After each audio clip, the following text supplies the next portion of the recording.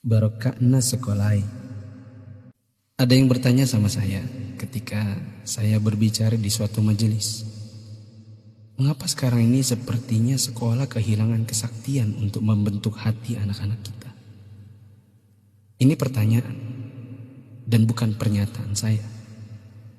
Saya hanya mampu menjawab begini.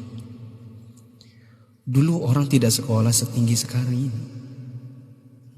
Bahkan di kampung tak ada yang hebat berteori pendidikan sedahsyat hari ini.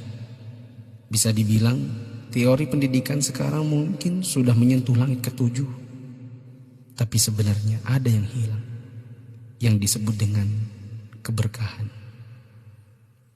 Keberkahan bukan buatan manusia, melainkan pamasena puange, rahmat Allah.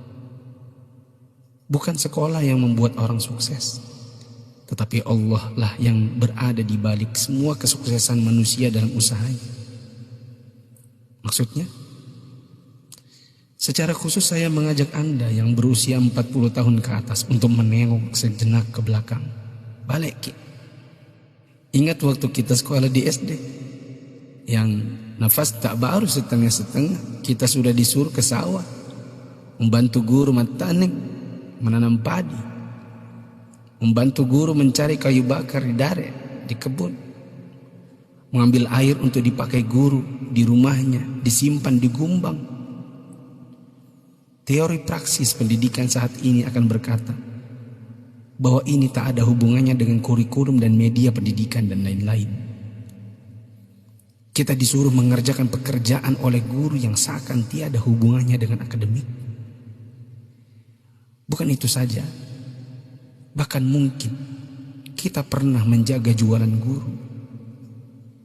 Tak hanya itu, kita kalau dipukul oleh guru hingga setengah hidup, atau masengo, mimisan, akibat pukulan mister kayu guru dan jangka pelingkar yang ujungnya runcing. Disinilah intinya. Atas itu semua, pernahkah orang tua kita protes? Pernahkah orang tua kita mengeluh dengan tugas-tugas tadi? Pernahkah orang tua kita melarang kita ikut ekskul dalam tanda kutip yang saya sebutkan tadi, mencari kayu, mengambil air? Sama sekali no. Orang tua kita tak pernah mempersoalkan. Inilah mata air yang mengalirkan keberkahan. Atas kesabaran orang tua terhadap dunia persekolahan, Allah pun turun dengan tangannya. Dia membalas kebaikan hati orang tua atas penghormatan terhadap guru dan eksistensi sekolah yang bahkan mungkin dengan segala kelemahan.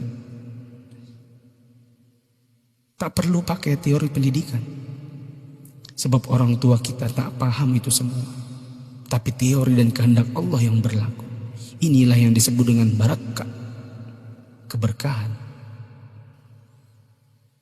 Boleh jadi kita sudah jauh berjalan, tapi mari kita tengok sejenak betapa hebatnya pendidikan orang dulu.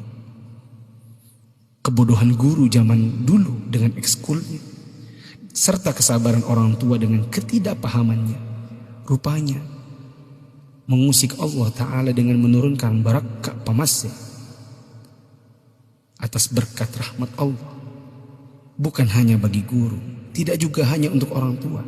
Bahkan keberkahan itu pun dinikmati oleh anak didik. Tengoklah sekarang, orang tua memenjarakan guru, anak memfitnah gurunya, dicubit bilangnya ditempeleng, diajari katanya dicaci maki, dinasihati lapornya dihina, ditegur ujarnya dipermalukan. Bagaimana mungkin berkah Allah bisa datang?